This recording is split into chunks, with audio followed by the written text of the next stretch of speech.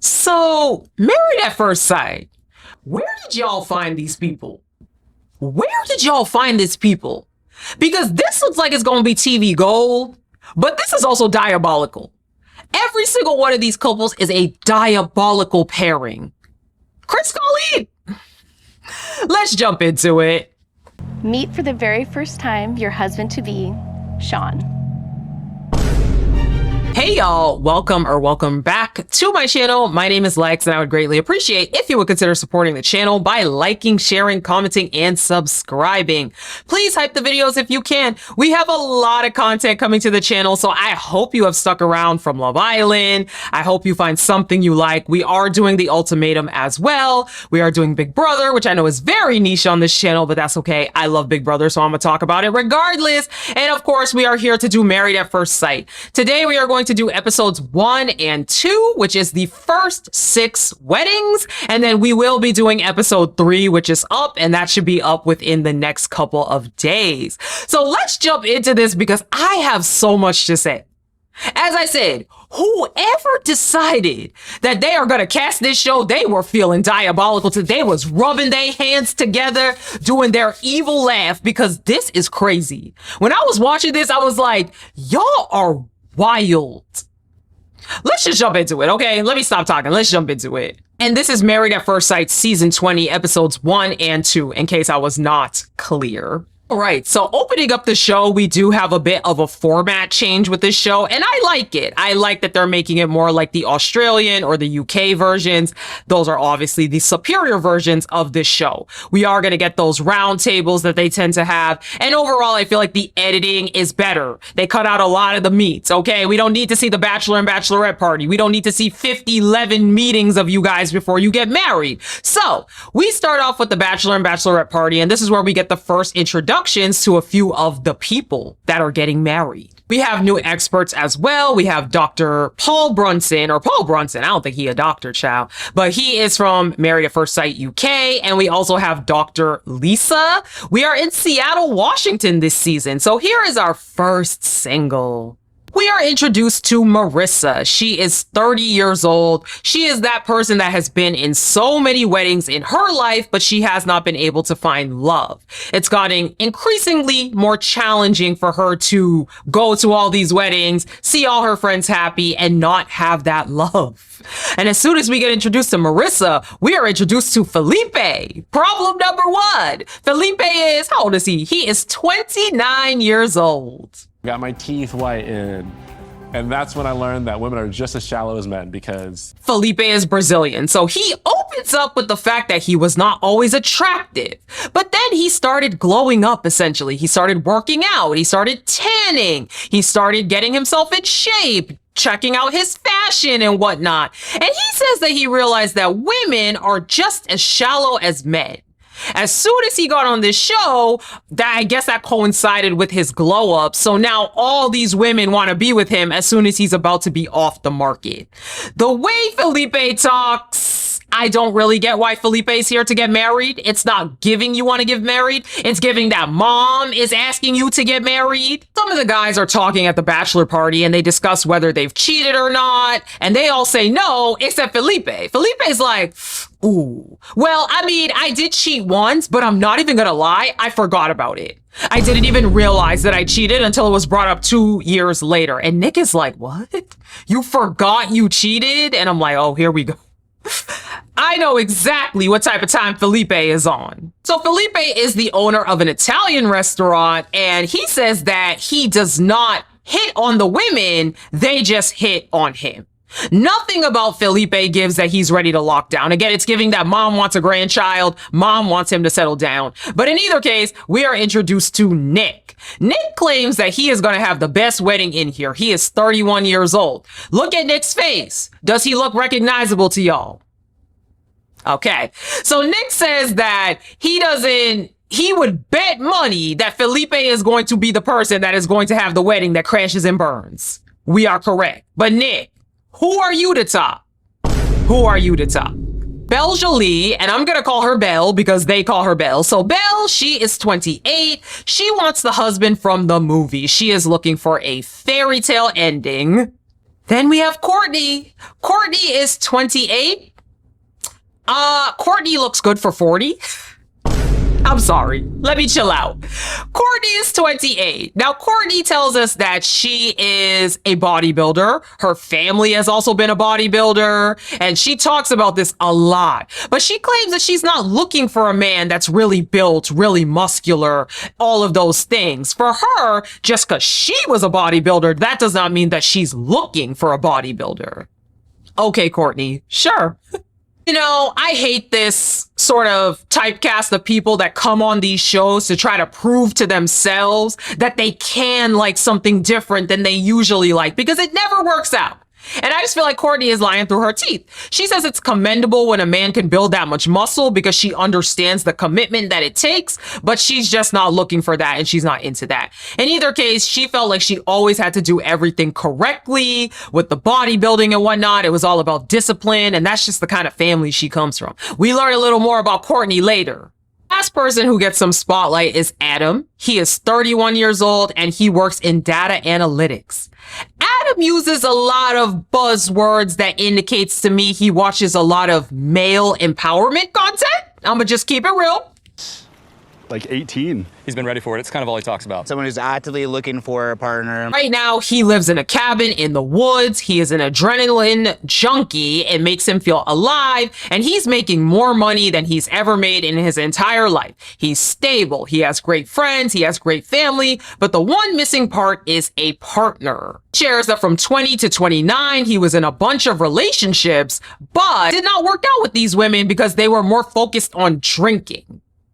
He claims that these women were not disciplined. Red flag wording number one. What do you mean these women were not disciplined? You dated them. Okay. Mind you, he mentions himself that he went to a party school and he used to do all of this kind of stuff. Anyway, he says now, though, that he does not drink anymore. It's not good for you. At some point, he goes on a whole thing about how drinking causes cancer and inflammation. And like, yeah, but again, you could tell the kind of content that Adam consumes through the way he talks. He says, though, that he's always been disciplined because that is what his parents have instilled in him. This becomes kind of a running thing throughout the show that Adam can play the piano. So during this bachelor party, he gets up, he starts to play the piano, and all of the guys are low-key rolling their eyes. I forgot who it was, but one of the guys was literally like, okay, we get it. Your wife is going to be thrilled. Wow, you don't need to play us a piano concerto for 20 minutes. And this happens again at the wedding. We can just tell that Adam is very obnoxious. He's a very obnoxious person. We can already tell. Jump into meeting our experts, and we have our first matchmaking session, which is Marissa and Adam. So Marissa lets us know she loves the gym, she loves hiking, she loves skiing, she is very active. Adam, again, is on his PR, I'm gonna do my best, because he says he's looking for someone that is somewhat fit. But he also does not discriminate there. What's most important to him is personality. You're a liar. Marissa does claim, though, that her partner needs to be handsome, but also personality helps a whole lot. Y'all are both shallow. Let's just keep it a spade. Y'all are both shallow, and it's okay. There's a lot of talk again about how disciplined Adam is. He's an Eagle Scout. It taught him so much.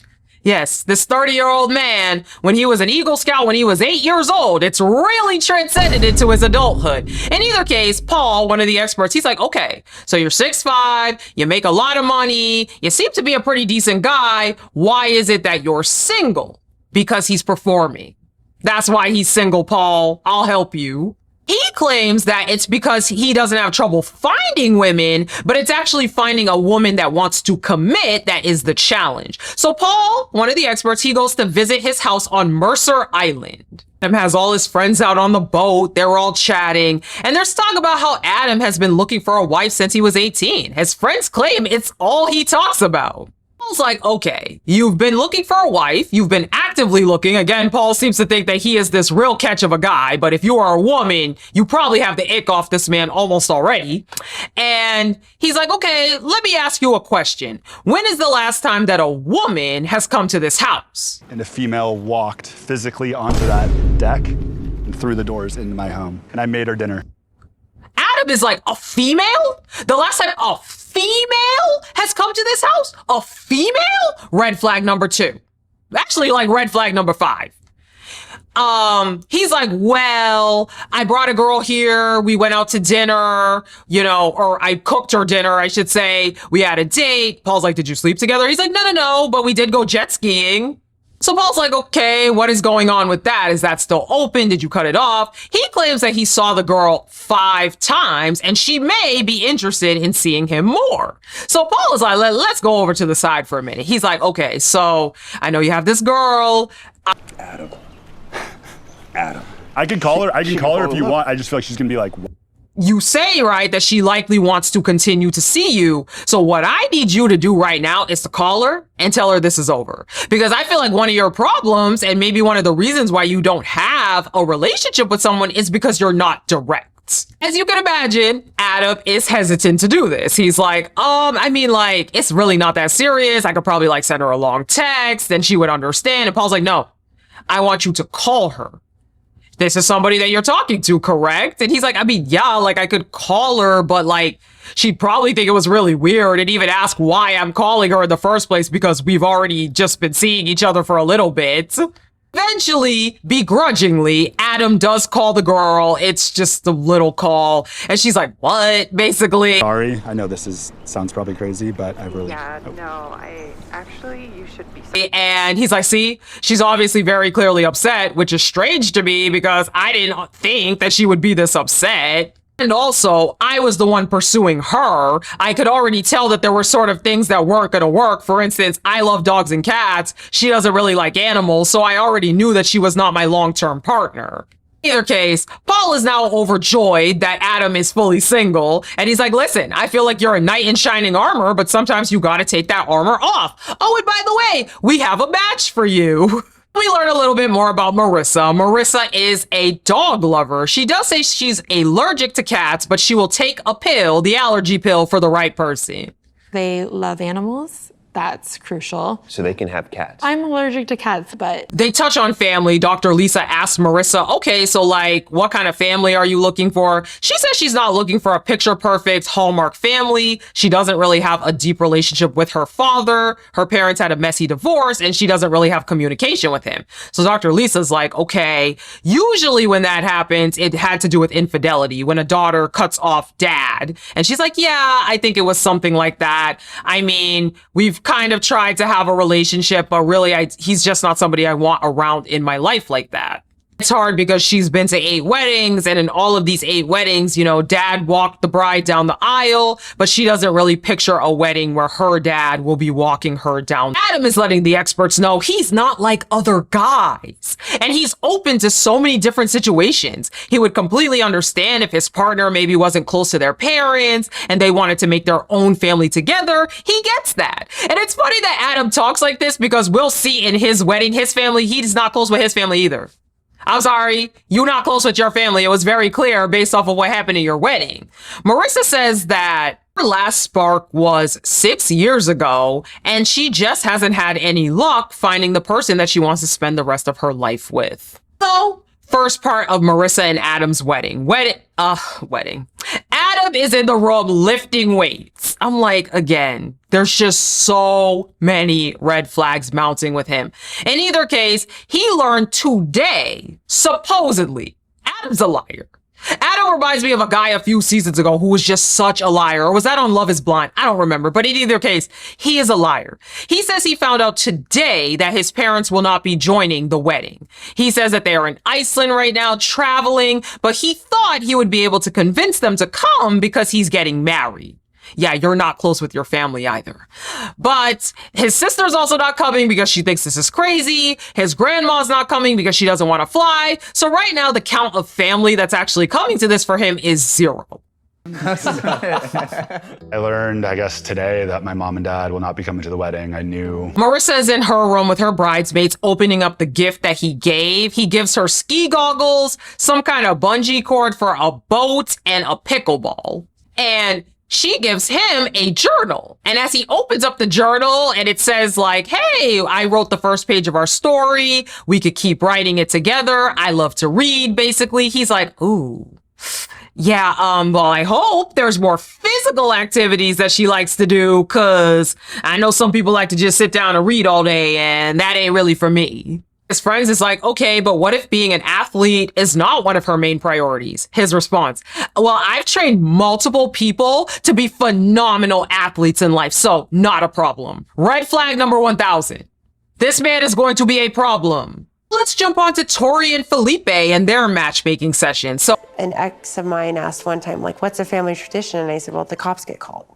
And I was joking. Oh, Felipe says he feels very, very fulfilled when he's at work. When he steps into the restaurant, he owns an Italian restaurant, he feels like he's inviting people to his house. But what he really loves is that right after that, he could get out, he could go out, and he could be in the clubs, in the lounges, in the bars, whether it's Brazilian night. He says he is not in the house. He is outside. This man is for the streets.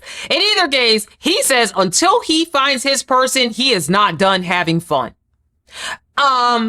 He's still gonna want to have fun. Let's keep it real. You are not going to take a man for the streets. What do they say? You can't make a hoe into a husband. And this is not happening. I could already see it.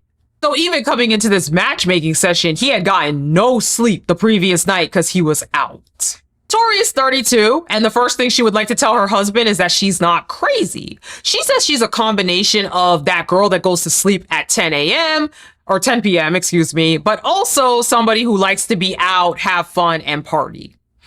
It's not giving that you're gonna like Felipe, I think. Felipe likes feminine women. They ask what that means. He's like someone that likes to get all dolled up when they go out, has their nails done, wears makeup, yada yada. She likes someone with dark features, and she also likes the idea of a traditional provider. She also likes to cook and clean for her man.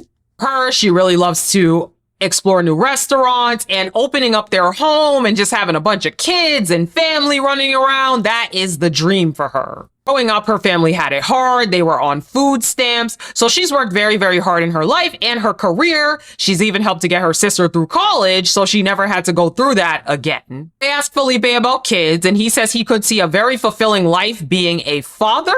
Well, in order to be a father, you're gonna have to be in the house. Okay, you can't be for the streets and be a father. It's absolutely mandatory that his partner gets along with his mom because his mom is a lot and she's, I guess, the matriarch of the family, basically. Paul meets Felipe at the restaurant and Paul's like, I'm not gonna lie, I have some concerns about you. I had partied the night before. Matter of fact, you missed our Zoom. Yeah, we had to reschedule. First off, you were late to our meeting. You've been late to our last 2 meetings, and you missed the Zoom that we were supposed to have. And I'm like, so why are y'all picking him?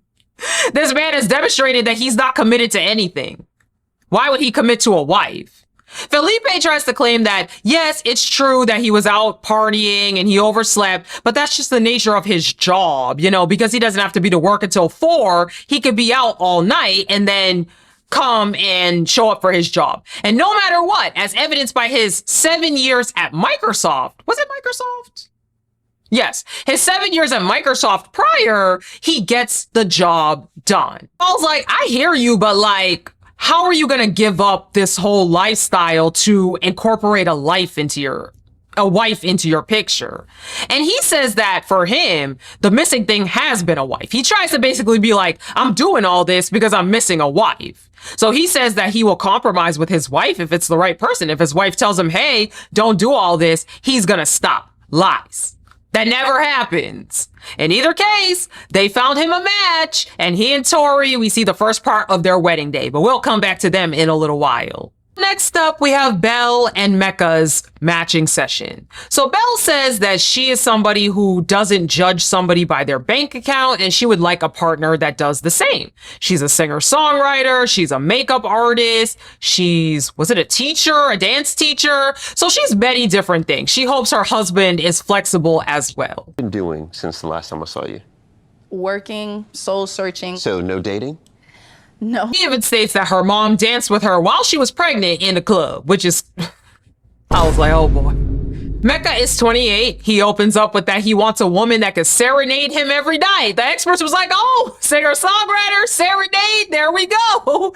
In either case, they ask Belle what some of her turnoffs are. She says no drive, no ambition, bad hygiene. We find out that Mecca's job is as a sanitation worker. He thought that my line of work was messing up her pH balance. He says he cleans porta potties. And he even talks about how one girl he was with thought that he messed up her pH balance because of his job. Now, I guess the sanitation business is a family job, and apparently he makes a pretty decent salary. To be real, it's not even the porta potty thing that is an issue with Mecca. We gonna see Mecca and Mecca's family in a minute, and they a whole bunch of clowns. It's gonna be a lot being with Mecca. Due to this one girl judging him for cleaning porta potties, Mecca felt that no one would ever love him for who he is. No one would ever accept him for who he is. I'm sorry, I didn't mean to laugh, but when I was watching this, I was like, I know they not trying to make a sob story out this man cleaning porta potties and not being accepted. This whole scene, all I was thinking in my head is, what the fuck is he wearing? He had on like striped pants, polka dotted socks, then like green shoes, a sweater. I was like, what are you wearing? What are you wearing? Maybe that's the reason. Let me chill out.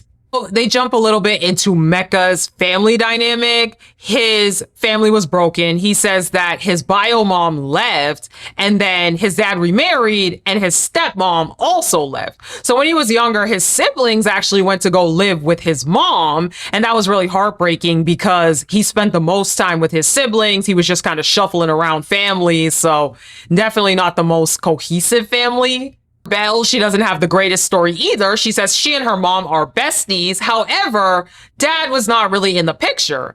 And at 20, they connected. He requested a DNA test. It was very clear that she was his. I guess they must look very alike. I wasn't clear on if she actually took the DNA test or not, or if this made her just be like, you know what, never mind. I don't want a relationship with you in the first place. But neither one of them want a broken family. They want to create babies. They want to have so much love for each other that they create this whole generation of babies, and it's all out of love. And okay, we'll see. They're both lover people. She's a lover girl. He's a lover boy. Belle and Mecca's wedding day, first part. Real only thing of substance in this first part is that Mecca gave insecurities. Not gonna lie, we already heard that he's pretty insecure about people judging him because he cleans porta potties. But now in the wedding, he's like, well, what if she doesn't want to kiss me? What if I go for the kiss and she gives the cheek? What's gonna happen then? And they make this whole big thing about if they don't kiss on the lips in the beginning, what does that mean? Is that gonna hurt his ego? Mecca's gonna be a problem. Mecca gives that guy in the relationship that you gonna have to be, Mecca's gonna be an issue. Tori and Felipe have their wedding. They are both stunned. Felipe is speechless when he sees her. You may be seated. We are gathered here. They give the pleasantries and their vows. I promise to love you with my whole heart. I promise to give you everything. Woo! They're married. Okay, next up we have Mecca and Belle's wedding. He got caught. You guys might want to pour a little alcohol. As soon as I saw Mecca's family, I was like, oh, okay, we got a whole family of clowns. They're joking that dad has a pocket square this time instead of a napkin. They talk about Mecca's ashy ankles. And then they did pan down to his ashy ankles. I was like, get that man some lotion. But Mecca asked his grandma, like, hey, if you're a woman, so what would you be looking for in your partner? And she says she wants to be able to talk and laugh with the partner and just have open communication. Mecca admits that he's had trouble in the past with communicating. Yeah, we could tell. We could tell that everything is a joke to you. And Mecca gives insecurities. He's like, I don't know, like, what happens if she's not into me? What happens if she doesn't like me? Then what do I do? He's like asking his dad, is that like, don't worry about that. At the end of the day, you're a good person. So if she don't like you, you still got a whole bunch of people around you. And I'm like, damn, already you're like, what if I'm not good enough? What if she doesn't kiss me? Ooh, I don't know. Let's talk it with her family, and they joking around like, are you okay with being with an ugly guy? And I was like, oh my goodness. Belle says for her, the thing she's most worried about is the initial connection. She does say, though, that she will not be kissing him on the lips today, that she just met him, that she needs a little bit of time, and that kissing is sacred to her. While Mecca and Dad are talking, and Dad is like, yeah, if she gives you a cheek kiss, a cheek kiss is like for the weak. And I don't know. I feel like Dad just seemed like kind of a bad influence. I ain't gonna hold you. He's funny, but he seemed like kind of a bad influence. So when Mecca is walking out, I feel like her family wasn't really feeling it off rip. I feel like they weren't really feeling his energy. Lee and Mecca. Hi, Mecca. Hello. Hello. When she walks out, you know, everything's cool. Now they're trying to say their vows and Mecca's family is so loud. And listen, I get it. We black, we cutting up in the ceremony. It's funny, but my goodness, his dad, his brother, some of the groomsmen, they would just keep cutting it over and over again. And again, I don't know if Belle likes that. I love that. I don't know if that's the dynamic she likes, but again, I was like, I don't know. Anyway, as they exchange their vows, he does indeed go in for the kiss, and she gives him the she it was so awkward. She was like, They walk off. First question is, well, do you like what you see? Do you know, did I exceed your expectations? Am I at least meeting them? Am I, what do you think? We don't get that answer. But Mecca does say that he feels like they weren't feeling him. He heard that one of her friends said, oh, he's alright. Remembers that dad said a kiss on the cheek makes her weak, but the tongue makes her sprung. But he didn't have a chance to do that. I don't know, girl. You're going to be spending a lot of time telling Mecca he's great. Mecca, to me, early prediction, he seems like he's going to get easily triggered very fast. Because I just feel like this entire time, all he kept talking about is like, do they like me? Do they like me? Do they like me? Are they going to be good about me? What happened to this man to make him feel so low about himself already? We end off episode 1 with Adam and Marissa's wedding. So Marissa is not going to be inviting her dad to the wedding. She does get very emotional because, again, she just really doesn't want her dad there, despite the fact that this should be a moment that he is there for her. Walking down the aisle is a very father-focused thing, but again, he did not do things that make her look up to him, so it's just difficult overall. You see the gift exchange, and Marissa gives a small, whiskey bottle to Adam, a small shot, and he's like, I don't drink. Drinking leads to inflammation and cancer and this and that, and I'm like, oh, here we go. This man, again, the kind of content he consumes, you know what I'm talking about. This man is diabolical. Oh, he's really about to be a problem. So one of his friend's girlfriend or wife is walking him down the aisle since his family's not there. So it's a whole thing about like, oh my goodness, who is she? Like, why is she so young? He's like, I hope that the bridesmaids don't look and think that it's some kind of girl I'm with or something like that. As they walk down the aisle, they know each other. Wow. I know. Because every time on these kinetic content shows, they on purpose find people that know each other. Episode 2. So we learn in episode 2, Marissa and Adam know each other because they met at a bar. He thought she was beautiful. They exchanged numbers and it never went any further. Apparently it was about 2 years ago. Seem really beautiful. Would love to get to know you. And we just exchanged numbers, and then we were just both really busy. His words, he must have thought she was attractive because he wouldn't have approached her otherwise. Anywho, they discuss the gifts, or they do their vows, whatever, they're married, yada yada. As they walk away, they discuss the gifts, and he's like, I hope you know what all of that stuff is for. She's like, I think the bungee cord is for water sports. And he's like, yeah, it's gonna involve some of that. He mentioned that he was worried about the note that she left in the journal because he knows that some people like to just sit down all day and read. So he was hoping that she does like to actually be athletic. I was like, oh, Lord have mercy. You can definitely tell Marissa, she's kind of like, okay, she does make a face. So she asks about the whiskey shot. He's like, oh, I don't drink. Second face. Oh, I forgot to mention that when she was coming in, she said she hopes that her friends aren't already like shit-faced because leave them alone with some alcohol and they get crazy. I was like, hey. So he discusses why his family's not here because they're traveling Europe. And again, you could tell she's like, oh, okay, they got priorities, I see. Flashback to Tori and Felipe. They're doing the speeches. He talks about how he owns an Italian restaurant and one of his groomsmen gets up to give a speech. Flying away. Beneath all the gym selfies and time spent appreciating his own reflection. And essentially, his friend is like, yes, he's egotistical, he's shallow, he be outside all the time, but underneath all those terrible traits, he's a great guy. Why do these people's friends do this? I'm sorry, but like, is it funny for TV? Because the first introduction you're getting of somebody is negative, negative, negative, negative, but he's great underneath. It's not giving what y'all think it's giving when you do this to your friends and family. Mecca and Belle. So, Belle is talking with Mecca's dad, and he's like, so what do you think though? Like, what do you think about Mecca for real? And she's like, I think he's a 9. Like, I actually really like him. I think he has a cool personality. And Dad's like, okay, yes. Belle does specifically clarify that she asked for a black man, and she got her a black man. And I was like, okay, I love it for you, girl. I love it for you, sis.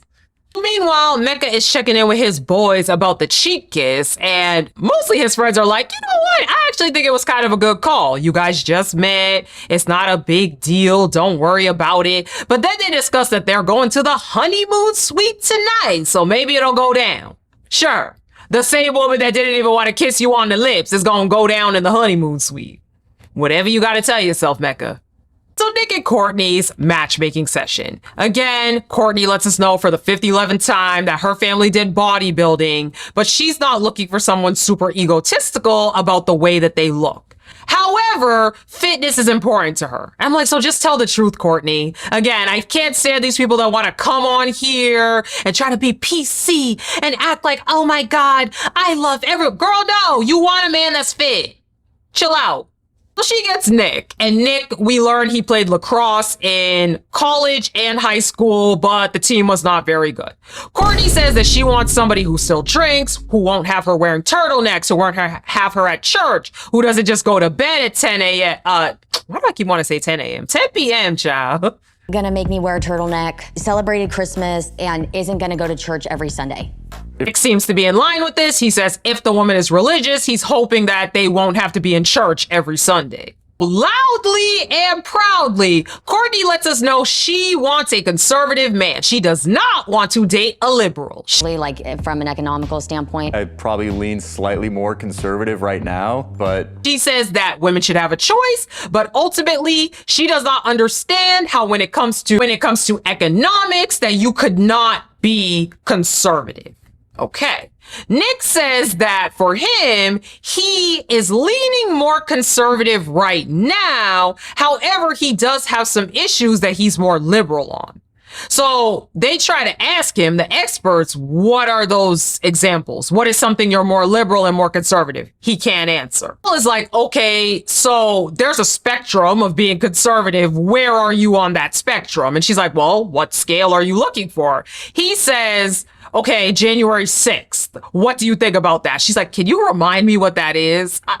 Is giving both of these two just go with the political views of their parents. And I'm not saying that that's like, okay, but it's just giving that they're both in conservative circles. So by default, they just think that that's the norm, which is honestly the worst kind of people because they're so easy to brainwash. Anyway. So Nick says he's a goof, but he's hardworking. Courtney lets us know that her last 2 partners cheated on her, so she has a strong fear that her partner will want to leave her. Nick starts to talk about how there's a lot of perceptions of reality stars. Remember, I told you guys, look out for Nick. He looked familiar. I couldn't pinpoint where he was from, but his face looked so familiar. He was on Perfect Match. He was on The Circle. He was on Drag Race. He's been on 5 reality shows. So he feels like people are gonna have a stigma about him, but he really is here to be serious. Yeah, okay. And I got 15 arms, Nick. I got 15 arms. Nick and Courtney's wedding day. So Nick's brother is like, I'm not gonna lie, I really didn't want you on another reality show. I feel like being on these shows has really affected your love life. And honestly, what if they recognize you? He's like, well, I mean, I would prefer that they wouldn't. They're like, but someone in the bridal party most definitely will probably recognize you. So his brother, his other brother, is like, did you prepare anything to say to her dad? And he's like, no, I'm just going to speak from the heart. And he's like, okay, it just seems weird that you wouldn't prepare a few nice words. He claims he just wants to be authentic. As he's walking out, everyone says he looks like Tom Brady. Someone from Boston, I guess, girl. But in either case, it's kind of an awkward meeting. But they do say that each other looks great, and they do end up seemingly happy with what they got. You look great. Have their vows. They both talk about how they owe their family for the people they are today. It does not seem that Courtney recognized him at all, and the two of them are married. They're talking, and immediately, Courtney is one of those people that has to have the whole spotlight. Courtney's one of those people where she'll finish your sentence. Courtney's one of those people where you're talking and she tries to race you to finish the sentence to prove that she knows what you're talking about. And I cannot stand people like that. Mine's not. My family is construction. Like, I did bodybuilding, grew up, my parents were bodybuilders.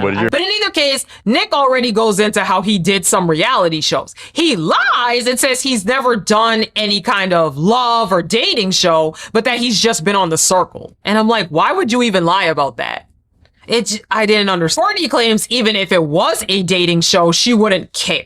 Next up, we get Michelle and Cameron's matchmaking session. So Michelle is 34 and Cameron is 37. Her laptop while she went to the bathroom. So I took that as an invitation to start talking. For Michelle, she is looking for her happy ever after. She has been very emotional and she recently froze her eggs because at 26, she found out that she was diagnosed with fibroids and she may not be able to have children. Meanwhile, Cameron, he played basketball in Chile, Australia, and Ireland, but right now he is a coach for students in a community college for basketball. So he says he's never been in a long-term relationship. For him, it needs to be special. The last time that he dated someone was at a coffee shop. He asked a girl out because she said, "Hey, can you watch my laptop while I go to the bathroom?" He took this as an invitation to ask her out, and then she ghosted him. Okay. He claims that he dates with intention and he has no time to mess around. He gives me that he doesn't understand the cues of women very well. That's just what I got off of his initial stories. So Michelle says that she finds guys that are constantly unavailable. She ends up feeling needy and emotional and embarrassed that she wants something serious when these guys are not looking for anything serious.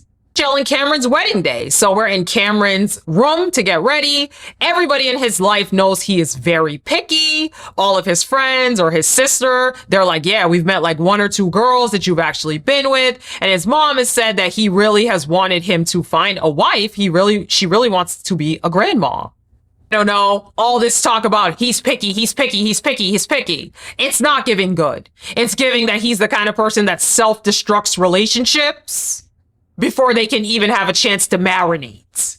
And that's not a good sign.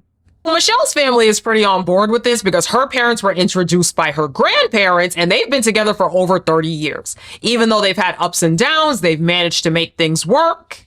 Oh my goodness. But what she said to me, he's really, he's really good looking, he's tall. Talks a little bit about what she's looking for. Someone over 5'10", intellectual, makes good money.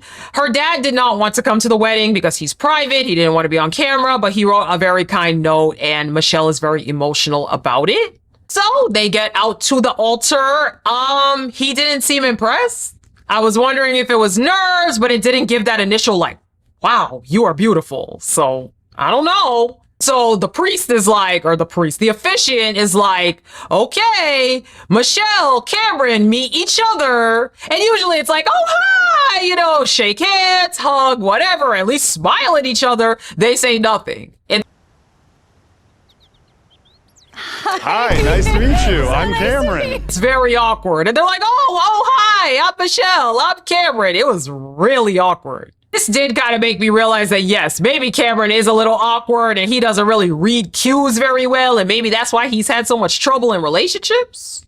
Just a speculation. We flash over to Marissa and Adam's reception. She's like, oh, are you going to do like a mother and son dance? And he's like, no. He's like, what are you even talking about?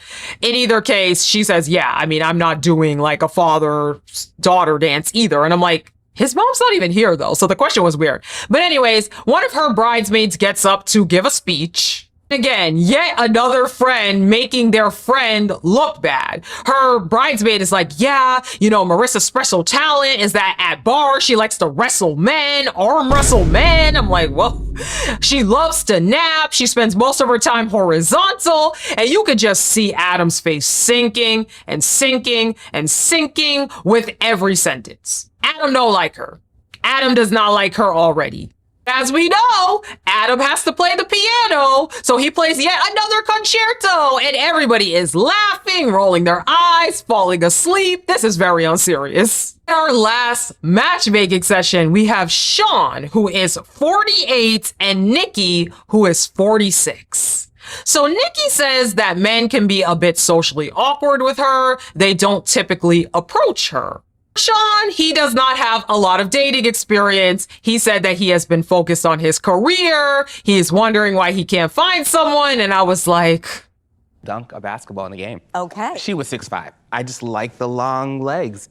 I grew up Christian. So Nikki has always wanted children. However, she's obviously unsure if she can at this point. Sean says, look, I want kids. I'm open to adopting. I'm open to a honeymoon baby. If that happens, I was like, oh, Lord have mercy. Where do y'all find these people?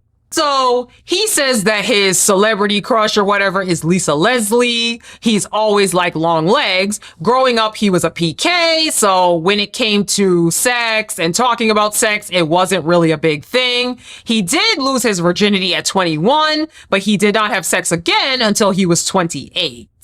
Brings up that he's short. However, he has dated the first Black Miss Massachusetts, as well as the first Black Miss Pennsylvania. So he tries to say he's charismatic. He could still pull the ladies. Okay. Nikki lets us know that she's very traditional. She wants a guy over 6 foot tall. She says, though, yes, there's been some shorter guys she's dated in the past that excelled in other areas. But again, you could tell at this point, Nikki wants what she wants. Sean does say that he has an affinity for boss women.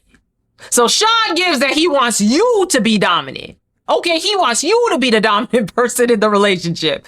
Now, Nikki lets us know that she did not grow up in a great life. She was born to teen parents. It was an oopsie. They were on food stamps. So her whole life, she has made it to try to not be in that position. Right now, her salary is between $250,000 to $350,000 a year. So the minimum she'd expect in a partner is $250,000 a year.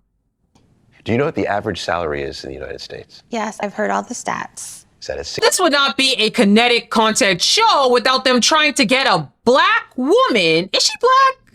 Okay, I don't actually know if she's Black. Sorry. But without trying to get a woman in general to lower her standards. Paul's like, this is a no judgment zone, but like, you do know that the average income in the US is $65,000, right?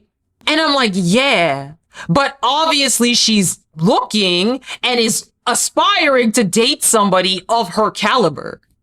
Like, I hate when people throw out these random facts, like the average salary is this, the average salary is that. Okay, well, she doesn't make the average salary either. So why would she be looking for someone who makes the average salary? I don't like when they do this. She's honest and she says, look, I have worked really hard to reach a certain level of financial success. And when I've dated men that are not on that level, it emasculates them. And that's facts. If you've ever been in a relationship with a man who is doing way worse than you are, or is not doing on the level you are, yes, there are certain men that are cool with it, but it's like, why? And at the same time, why would you want to have to be the one to lower your lifestyle, tamper your lifestyle, and or support a whole nother human being to come up to your lifestyle? I don't think that's fair. Especially on these kind of shows where you guys are meeting at first sight. I was like, okay, I get it. So like, there's just no way you would go under 250,000. She's like, listen, I'd be open to 200,000, but that's the lowest I would go. You know what, Nikki? Stand on business. Stand on that. I don't care. Like, why are y'all trying to make her lower her standards? This is ridiculous. Well, Sean says historically he has dated people that make less than him. At one point he was a musician and he was really making nothing. However, he's at a point now where he's a college president and he does feel comfortable supporting his partner. Nikki and Sean's wedding. So Nikki gets a letter from Sean and a pendant in her bridal suite or whatever. And she starts crying and she's like, my husband is so sweet. He's so nice. Oh my goodness. It's time to walk out to the altar.